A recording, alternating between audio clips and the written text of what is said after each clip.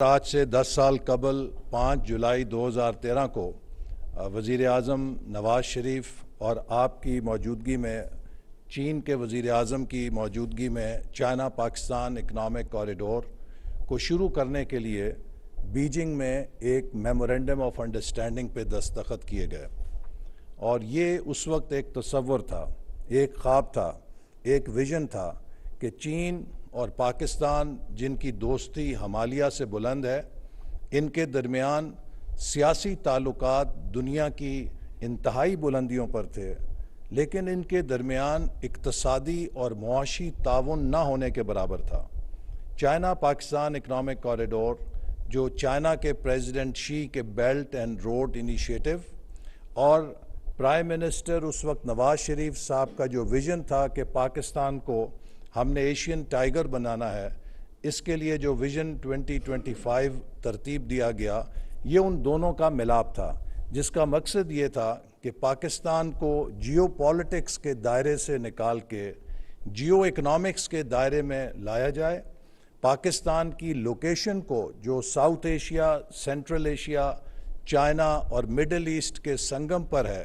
ہم اسے لیوریج کریں اور پاکستان کو اس خطے میں ٹریڈ، کامرس، مینوفیکچرنگ اور ایگریکلچر کا ایک مرکز بنائیں۔ جناب وزیر اعظم، آپ خود اس پورے منصوبے کے ساتھ اس وقت بحیثیت وزیر اعلیٰ پنجاب براہ راست منسلک رہے ہیں، اور آپ کی نگرانی میں جو منصوبے پنجاب کے اندر تکمیل پائے، انہوں نے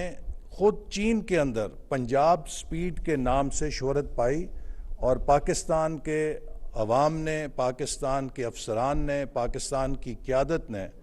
اتفاق کے ساتھ، یکجہتی کے ساتھ سی پیک کو کامیاب کرنے کے لیے ہر رکاوٹ کو عبور کیا، اور آج مجھے کہتے ہوئے خوشی ہے کہ تقریباً 29 ارب ڈالر کا پورٹ فولیو ہے جو پاکستان کے مختلف شعبوں میں چین کے تعاون سے پایا تکمیل کو پہنچ چکا ہے یا آخری مراحل کے اندر ہے۔ اور اسی طرح جو سی پیک کا لانگ ٹرم پلان ہے،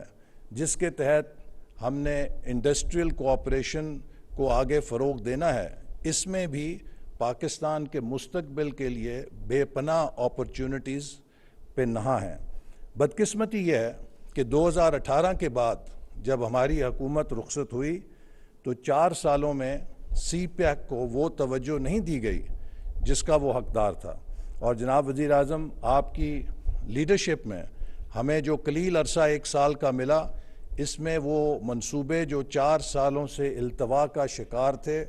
ان کو تیزی کے ساتھ مکمل کیا گیا۔ میں صرف مثال کے طور پہ یہ کہوں گا کہ اگر گوادر میں بے چینی آئی، لوگوں میں محرومی کا احساس ہوا، تو اس کی بڑی وجہ بجلی اور پانی کے مسائل تھے، لیکن آپ کی لیڈرشپ میں ہم نے 6 مہینے کے اندر گوادر کے اندر پانی کو پہنچانے کے لیے وہ منصوبے جن پہ کام رکا ہوا تھا مکمل کیا، اور آج میں یہ کہہ سکتا ہوں کہ گوادر اگلے چند سالوں کے لیے مکمل طور پہ پانی کے حوالے سے خود کفیل ہے، چونکہ اس کے ڈیمز میں جو قریب ہم نے تعمیر کیے ہیں ان کے اندر اتنا پانی ذخیرہ ہے۔ اسی طرح وہ پلانٹس ڈیسیلینیشن کے جو چائنا کی گرانٹ سے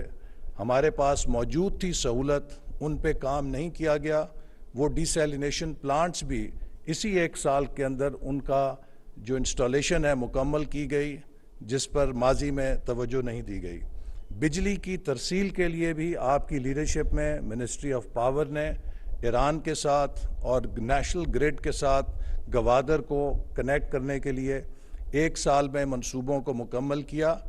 اگر یہ سب 1 سال کے اندر ہو سکتا تھا تو قوم یہ پوچھنے میں حق بجانب ہے کہ 4 سالوں میں یہ سب کچھ کیوں نہیں ہو سکا۔ اسی طرح گوادر پورٹ کی مینٹیننس ڈریجنگ، جسے 4 سال تک نظر انداز کیا گیا، آپ کی لیڈرشپ میں اس پر بھی وزارت جو میریٹائم افیئرز کی ہے اس نے کام شروع کیا، اور اب اس کی مینٹیننس ڈریجنگ کا کام بھی جاری ہے۔ یہ وہ چند مثالیں ہیں جو اس بات کا ثبوت ہیں کہ سی پیک کو کیسے نظر انداز کیا گیا۔ جناب وزیر اعظم، 2017-18 میں اگر آپ کراچی اور اسلام آباد کے درمیان پرواز کر رہے ہوتے تو ممکن نہیں تھا کہ ہر پرواز میں 10 سے 15 چینی بزنس مین آپ کو نہ ملیں، چونکہ پریزیڈنٹ شی کی ہدایت پہ سب بڑے کمپنیز یہاں پہ پاکستان میں انویسٹمنٹس کے لیے موجود تھیں۔ لیکن جو ماحول بنایا گیا، جس طریقے سے سی پیک کو سکینڈلائز کیا گیا، اس سے وہ سارے سرمایہ کار رفتہ رفتہ ملک سے دوسرے ممالک ویتنام، کمبوڈیا، لاؤس کی طرف جانے پہ مجبور ہو گئے۔ یہ ایک نقصان تھا جو سی پیک کو پہنچا، لیکن پچھلے 1 سال میں ہمیں خوشی ہے کہ آپ نے بھی بڑی توجہ دی اور ہر سطح کے اوپر ہم نے کوشش کی ہے کہ سی پیک کو دوبارہ اس کے ردم پر لے کر آئیں اور چائنیز کمپنیز کا کانفیڈنس ریسٹور کریں۔ پاکستان کے معاشی حالات